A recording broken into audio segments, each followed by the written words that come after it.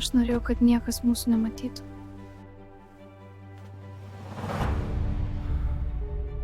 Mes negalim daugiau tylėti.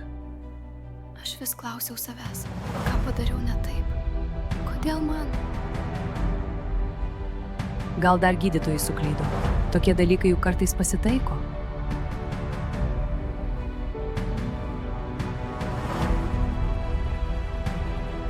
Jūsų sūnus nėra vien diagnozė.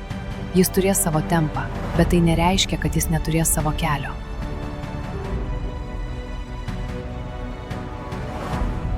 Tas mažas judesys buvo didesnis už daugelį dalykų, kuriuos gyvenime laikiau svarbiais. Aš pirmą kartą pamačiau jo jėgą. Aš nebesuprantu, kaip mums viską atlaikyti. Atrodo, kad vos spėjame kvėpuoti. Mano kamuoliukas. Aš tavęs niekam neatiduosiu.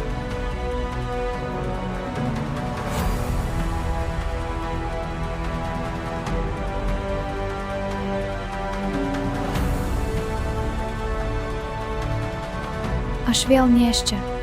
Gal dabar viskas bus gerai?